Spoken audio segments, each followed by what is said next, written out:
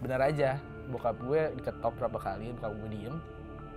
Dan itu bener, bokap gue nyamperin kacanya, itu ada kepala doang. Gila. Ada kepala doang. Serem.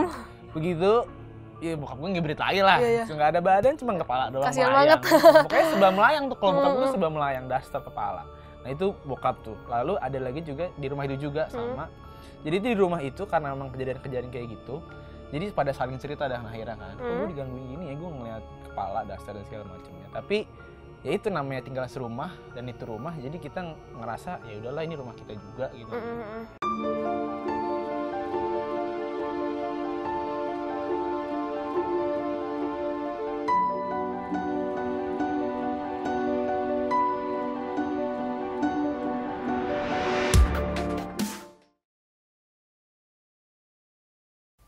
Halo Hibawers, balik lagi dengan aku.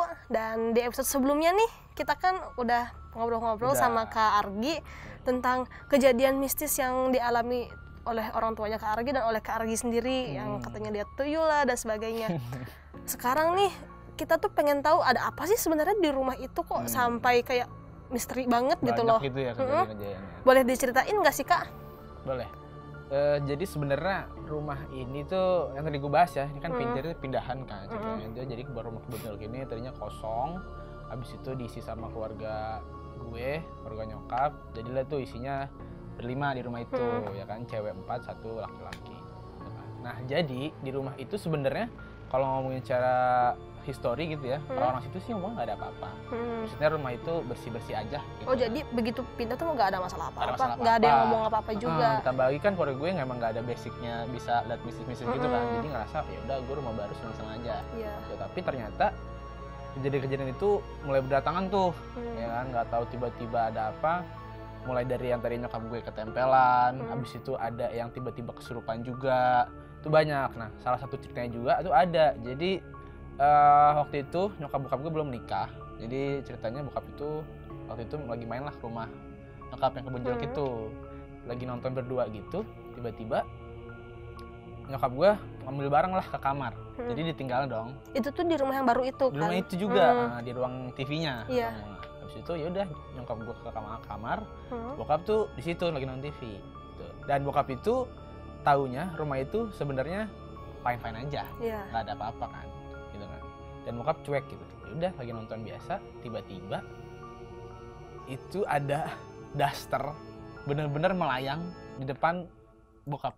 Tuh daster itu kayak baju daster gitu perempuan, kan? Iya. Daster perempuan, tapi tanpa badan. Jadi cuma bajunya aja gitu. Melayang, set, ngelewatin TV dan pandangan bokap gue ke TV. Itu lewat bener-bener, dan pertama kali bokap gue nggak pernah lihat gituan, terus lihat gituan tanpa badan. Teriak dong, dan teriak langsung sujud-sujud di depan kamar nyokap untuk minta tolong. Dari situlah bokap tuh ngerasa di rumah ada juga nggak ada yang benar. Maksudnya setiap orang tinggal situ kayaknya digangguin gitu kan. Berarti emang rumah itu ada apa-apa gitu. Iya. Udah selesai. Itu pertama bokap gue digangguin kayak gitu. Setelah beberapa hari kemudian, bokap gue kebetulan nginep di situ karena terlalu malam, dan pengalaman kemarin takut kan. Tidur di situ, kebetulan tidur di kamar kosong yang ditinggalin sama adiknya nyokap, dan itu cowok kebetulan lagi pergi, jadi kosong kan. Habis itu tiba-tiba karena dia kemarin sempet lagi tuan, jadi agak sedikit parno gitu. Mungkin kayak ada rasa apa ya, kalau ya, orang takut pasti ada lah gitu ya, kepikiran aneh itu kan, pasti kan gitu kan. Benar aja itu, jadi tuh rumahnya kamarnya tuh ada kaca nako gitu. Jadi kalau diketok tuh kan suaranya nyaring gitu. Ada yang ngetok lah tiba-tiba, tek terus muka gue siapa, jam 2 malam kejadiannya kan. Dan itu rumah udah sepi daripada tidur. Ya, dikira maling juga kan gitu. Iya, nggak kepikiran dong, apalagi harus jadian segituan. Iya, benar-benar. Apa nih? Tuh habis itu benar aja bokap gue diketok berapa kali, bokap gue diem. Dan itu bener, bokap gue nyamperin kacanya, itu ada kepala doang. Gila. Ada kepala doang. Begitu, ya bokap gue ngebrit lagi lah. Nggak ada badan, cuma kepala doang. Kasian banget. Pokoknya sebelah melayang tuh, kalau bokap gue sebelah melayang, daster kepala. Nah itu bokap tuh. Lalu ada lagi juga di rumah itu juga sama. Jadi di rumah itu karena memang kejadian-kejadian kayak gitu, jadi pada saling cerita dah akhirnya kan, kok gue digangguin gini ya, gue ngeliat kepala, daster dan segala macamnya. Tapi ya itu namanya tinggal serumah dan itu rumah, jadi kita ngerasa ya udahlah ini rumah kita juga gitu. Nah akhirnya udah, habis itu kejadian lagi sama kakaknya nyokap yang pertama.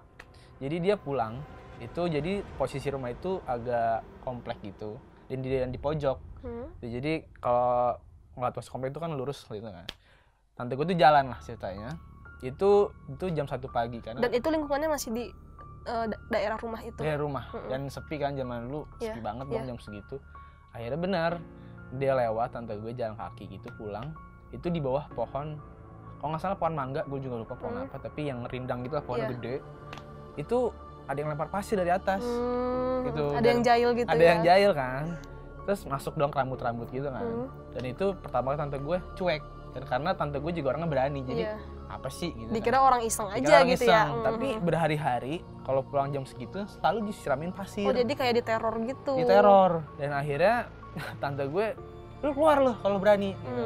Lu gangguin gue setiap hari. Gitu. Gue pulang jam segini nyari kerja segala macam kan. Ada benar, tapi yang ngeliat itu bukan tante gue. Jadi tetangga yang ngeliat itu emang ada, kalau tetangga sih bilang kuntilanak. Tapi sih itunya nggak lihat gitu. Tapi tante gue nggak lihat, cuma disiramin pasir. Jadi tetangga tuh bilang ada kuntilanak di situ yang ngumpain pasir setiap pulang. Gitu kan, itu tante gue tuh. Jadi dia nggak ngeliat tujuh itu, cuma dia ngeliatin pasir mulu kan. Capek dong setiap hari ngeliatin pasir kan. Itu tante gue, kakak yang pertama. Habis itu masuk lagi ke om gue. Om gue tuh tadi juga lu sempet cerita kan pernah apa nabrak ini ya? Pernah nabrak Mr. P. Mr. P kan, Mr. Pici ya.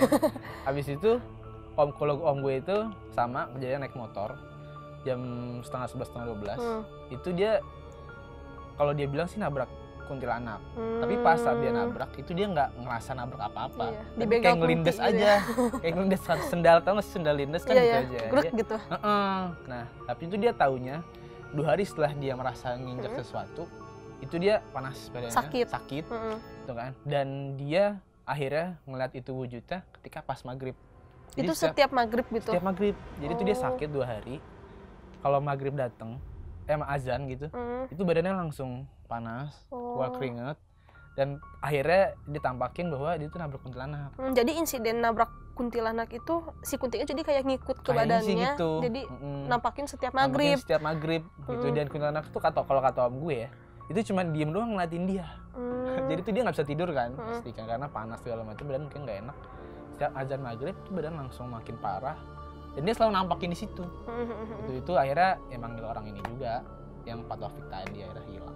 Pernah nggak sih di rumah itu tuh ngalamin terornya tuh kayak benda yang gerak sendiri atau kayak suara-suara aneh gitu lah selain dia ngetok-ngetok gitu? Ngetok-ngetok gitu ya.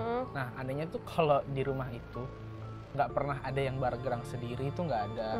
Maksudnya mereka kalau nggak nampakin kayak nempel di badan kita. Gitu. Itu misalnya cerita-cerita dari orang-orang tinggal di rumah itu tuh kalau barang pindah sendiri kayak apa itu nggak pernah ada.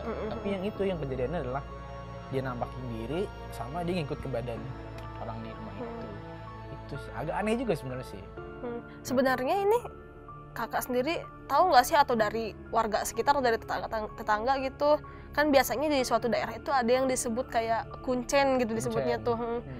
Nah ada nggak sih yang ngasih tahu kayak rumah itu tuh dulunya kenapa kayak gitu loh, kok nyampe segitunya, dan pastinya ada penghuninya juga kan sebelum dihuni oleh orang tua kakak kayak gitu. Nah, itu kenapa sih sejarahnya kayak gitu loh? Kalau kata sebenarnya ini kan karena lama banget ceritanya ya, gue kalau kata orang situ sebenarnya rumah itu tadinya itu fine banget gitu deh, karena bersih aja gitu, nggak pernah ada kejadian kayak pembunuhan atau semacamnya, apalah yang membuat itu ada sebuah cerita gitu ya.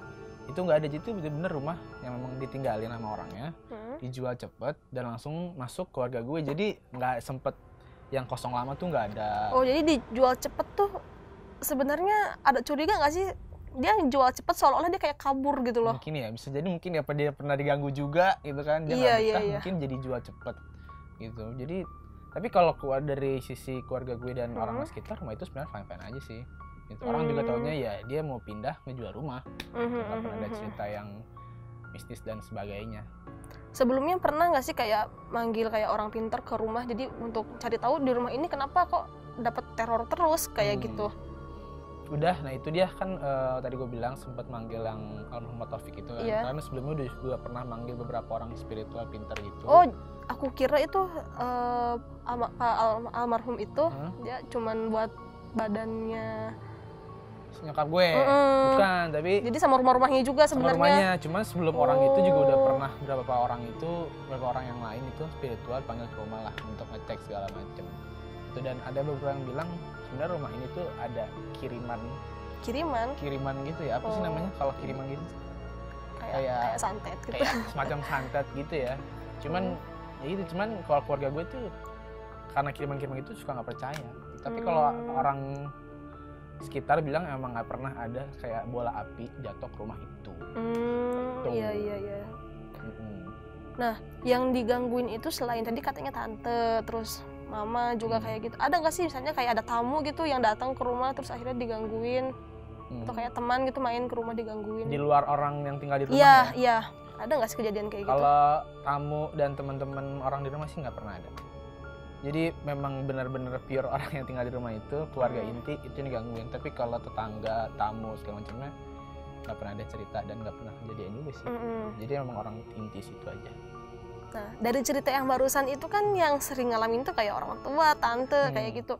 Kalau dari kakak sendiri gimana nih di tempat tinggal yang sekarang ini? Pernah nggak sih digangguin gitu di tempat tinggal yang sekarang gitu? Misalnya di kosan atau di mana kayak gitu kan? Ya kebetulan tuh beberapa hari lalu pas banget itu gue sebenarnya ngerasain udah lama sebenarnya di rumah gue. Jadi di rumah gue tuh ada tempat cucian gitu di belakang. Tapi bukan di rumah yang itu kan? Ini udah kejadian yang sekarang lah. Iya. Itu ada di rumah gue di tempat cuci gitu belakang. Dan malam tuh emang lampu dimatiin kan, jadi agak gelap. Kalau gue lagi, jadi ini posisinya ruang TV, ini cucian, tempat cucian. Jadi tuh gue suka ngeliat ada bayangan hitam tuh lewat. Beberapa kali, cuman gue mikirnya paling tikus, paling kucing dan sebagainya. Nah terus 2 hari lalu pas banget kakak ipar gue dan emang bisa ngerasain lah orangnya. Itu bilang, Gi, lo udah pernah ini ya ngeliat bayang itu? Udah, teman gue ngerasanya dan gue pikir itu kayak tikus atau kucing dan sebagainya. Iya tadi barusan juga dia lewat lagi. Gitu kan. Oh ternyata nggak cuma ke kakak aja ngeliatinnya. Ya, gue salah loh ini ternyata hantu ya. Dan gue tanya, emang di situ ada apa? Kalau dia sih bilangnya karena gede dan hitam itu genderuwo. Itu di rumah gue gitu. Ngeri banget ya. Terus gue langsung mikir, serem juga ya.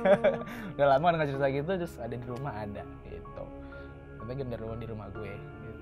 Dan itu sosok bayangan lewat-lewat gitu sih. Karena kakak, bukan cuma kakak aja, keluarga kakak juga digangguin. Nah, kakak tuh maksudnya gini loh, tanggapan apa sih dari sudut pandang kakak tentang kayak makhluk halus itu gitu? Apalagi kita kan, maksudnya kita ini kan manusia dan mereka itu ibaratnya kayak makhluk lain gitu loh. Betul.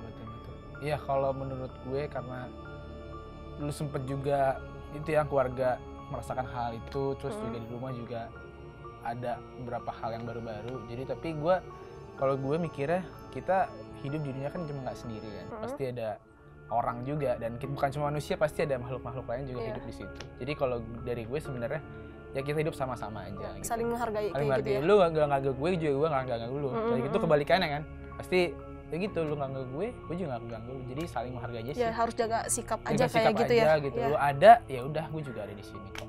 Gitu. Oke guys, barusan kita udah denger ceritanya semua dari mulai pengalaman mistisnya dan misteri ada apa sih di rumahnya, kita udah denger banget semua. Makasih buat Kak Argi, gila ceritanya unik banget kayak gitu.